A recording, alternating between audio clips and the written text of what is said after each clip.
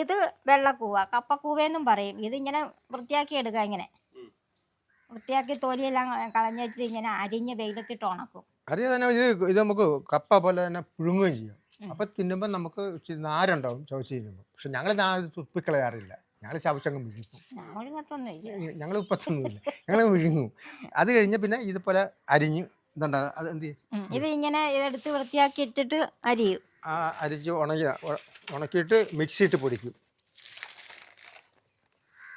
അതെ, ഇതിങ്ങനെ നന്നായിട്ട് അങ്ങ് ഉണക്കി എടുത്തിട്ട് മിക്സിക്കകത്ത് വെച്ച് പൊടിക്കും. കൂടുതലുണ്ടെങ്കിൽ മില്ലിൽ കൊണ്ടുപോയി പൊടിക്കാം.